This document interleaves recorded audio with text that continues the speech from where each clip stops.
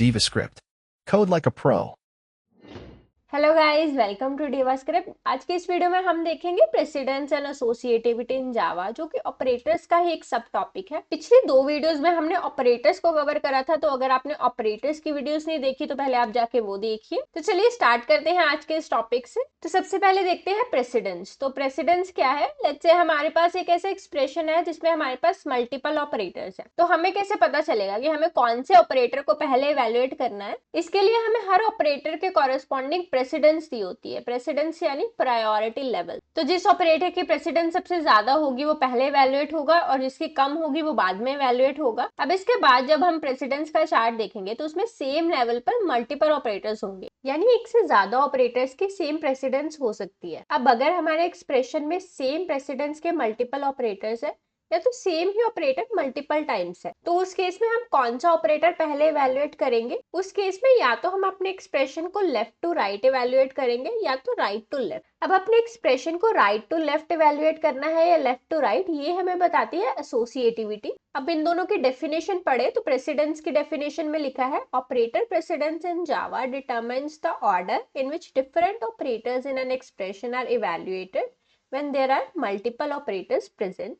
And associativity की definition है, associativity in Java defines the direction in which operators of the same precedence level are evaluated in an expression. तो precedence हमें बताती है कि कौन सा ऑपरेटर पहले इवेल्युएट होगा, एंड इन केस दो या दो से ज्यादा ऑपरेटर्स की सेम प्रेसिडेंस लेवल हो तो एसोसिएटिविटी हमें बताती है कि उस एक्सप्रेशन को लेफ्ट टू राइट इवेल्युएट करना है या राइट टू लेफ्ट। तो चलिए हम सभी ऑपरेटर्स की प्रेसिडेंस और एसोसिएटिविटी का चार्ट भी देख लेते हैं। तो प्रेसिडेंस में सबसे ऊपर हमारे पास आते हैं पैरेंथेसिस। इसके साथ ही एरे एंड मेंबर सिलेक्शन भी है, जो कि अभी हमने डिस्कस नहीं करा, तो इसको अभी के लिए आप इग्नोर कर सकते हो। और अगर हमारे एक्सप्रेशन में मल्टीपल पैरेंथेसिस है तो उसे हम कैसे इवेल्युएट करेंगे? आप देख सकते हो इसके एसोसिएटिविटी में लिखा है लेफ्ट टू राइट, यानी सबसे पहले हम लेफ्ट वाली पैरेंथेसिस को इवेल्युएट करेंगे, उसके बाद राइट वाली इवेल्युएट होगी। इसके बाद हमारे पास आता है post increment and post decrement, और इसकी एसोसिएटिविटी है राइट टू लेफ्ट। नेक्स्ट हमारे पास प्री इंक्रीमेंट, प्री डिक्रीमेंट, और उसके साथ कुछ यूनरी ऑपरेटर्स भी हैं। इसके बाद हमारे पास मल्टीप्लाई, डिवाइड एंड मॉड्यूलस, तीनों की सेम प्रेसिडेंस है। इसके बाद एडिशन, सब्ट्रैक्शन की सेम है। इसके बाद bitwise operators, relational operators, logical operators, और लास्ट में हमारे पास आते हैं असाइनमेंट ऑपरेटर्स। अब हम कुछ एग्जाम्पल्स डिस्कस करते हैं जिससे कि आपको इवैल्यूएशन ऑर्डर और क्लियरली समझ आएगा।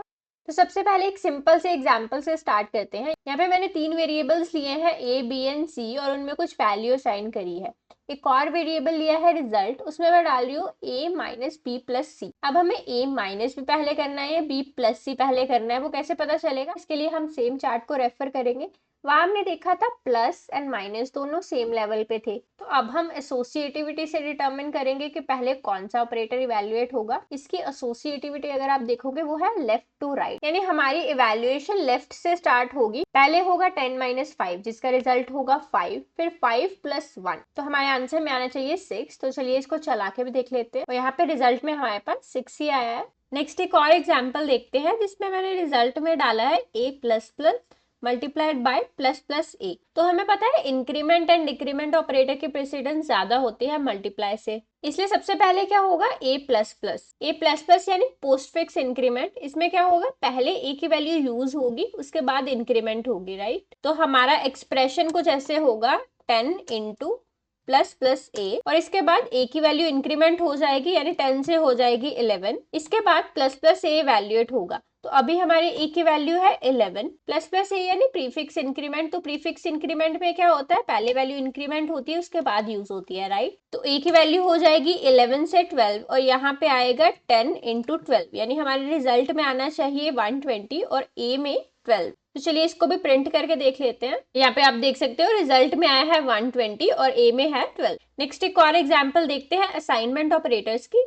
यहाँ पे मैंने करा है a minus equal to b divide equal to c plus equal to 4। तो इसका मतलब है a की एक्सप्रेशन में तीन असाइनमेंट ऑपरेटर्स यूज हो रहे हैं, राइट? तो हमें पता है ये तीनों असाइनमेंट ऑपरेटर्स है, तो इनकी प्रेसिडेंस सेम होगी। तो अब हमें कैलकुलेशन करनी पड़ेगी एसोसिएटिविटी के हिसाब से। अगर आप असाइनमेंट ऑपरेटर्स की एसोसिएटिविटी देखोगे तो वो होती है राइट टू लेफ्ट, यानी हमारी कैलकुलेशन राइट से स्टार्ट होगी। तो सबसे पहले राइट में हमारे पास है c प्लस इक्वल टू 4, जैसे कि हमें पता है इसका मतलब होता है c is equal to c plus 4। तो c की वैल्यू है हमारे पास 1 प्लस 4 करेंगे तो हमारे पास आ जाएगा 5। तो हमारे एक्सप्रेशन में क्या आएगा, ये लेफ्ट वाला एक्सप्रेशन और इसकी प्लेस पे आ जाएगा 5। अब इसके बाद होगा b divide equal to 5। b की वैल्यू है 5 तो 5 डिवाइडेड बाय 5 हो जाएगा 1, तो इसका रिजल्ट आ जाएगा 1। अब इसके बाद हमारे पास बचा है a माइनस इक्वल टू 1।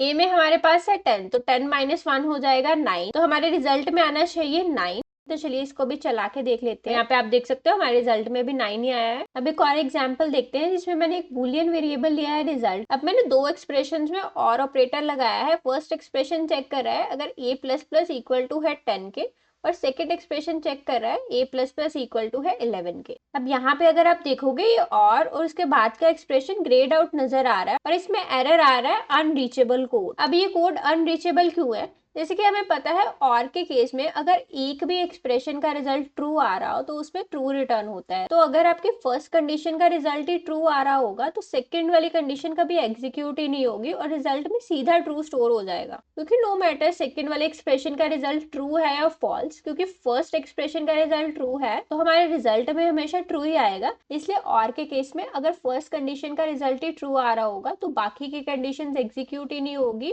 और रिजल्ट में सीधा ट्रू आ जाएगा। अब इस केस में a plus plus equal to 10 हो रहा है, a में है 10 और यहाँ पे है पोस्ट इंक्रीमेंट, यानी पहले a की एग्जिस्टिंग वैल्यू यूज होगी जो कि है 10, तो ये कंडीशन हो जाएगी ट्रू और ये सेकंड कंडीशन एग्जीक्यूट ही नहीं होगी। तो इस केस में हमारे रिजल्ट में आएगा ट्रू और a में क्या आएगा 11, क्योंकि इसके बाद a की वैल्यू इंक्रीमेंट होके बन जाएगी 11। अब यहाँ पे अगर हम कुछ ऐसा एक्सप्रेशन देंगे जिसका रिजल्ट होगा फॉल्स, लेट्स से हम यहाँ पे कर देते हैं a plus plus equal to 11, उस केस में हमारी सेकेंड वाली कंडीशन भी एग्जीक्यूट होगी। और आप यहाँ देख सकते हो अब ये ग्रेड आउट भी नहीं है।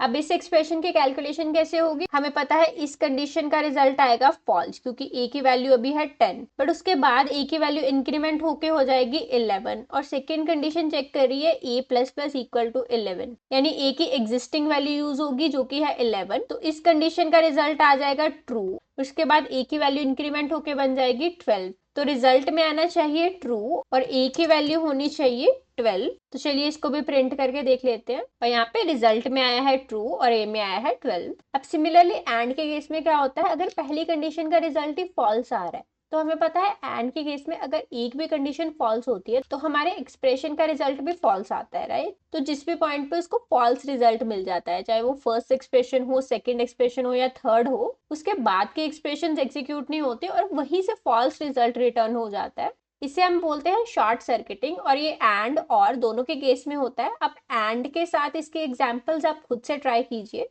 अब नेक्स्ट एग्जांपल देखते हैं टर्नरी ऑपरेटर की। यहाँ पे हमने टर्नरी ऑपरेटर्स की नेस्टिंग करी है, यानी एक टर्नरी ऑपरेटर के अंदर एक और टर्नरी ऑपरेटर लगाया है। तो इसकी कैलकुलेशन कैसे होगी, सबसे पहले हमें पता है कि क्वेश्चन मार्क के पहले हम एक कंडीशन लिखते हैं और अगर वो कंडीशन ट्रू होगी तो बीच वाला पार्ट एग्जीक्यूट होगा, नहीं तो कॉलन के बाद वाला पार्ट एग्जीक्यूट होगा, राइट। और यहाँ पे आप देख सकते हो कॉलन के बाद हमने एक और टर्नरी ऑपरेटर दिया है, तो इसकी कैलकुलेशन अलग से होगी और इस पूरे एक्सप्रेशन को फॉल्स वाले सेक्शन में कंसीडर किया जाएगा। अब a की वैल्यू है 10 एंड b की है 5, तो a लेस देन b हो जाएगा फॉल्स। तो फॉल्स के केस में जैसे हमें पता है कॉलन के बाद वाला एक्सप्रेशन एग्जीक्यूट होता है। अब कॉलन के बाद हमने एक और टर्नरी ऑपरेटर यूज करा है, तो इसमें भी पहले ये कंडीशन चेक करेगा b greater than c। b की वैल्यू है 5, c की है 1, तो क्वेश्चन मार्क के बाद जो हमने दिया है वो आ जाएगा हमारे रिजल्ट में।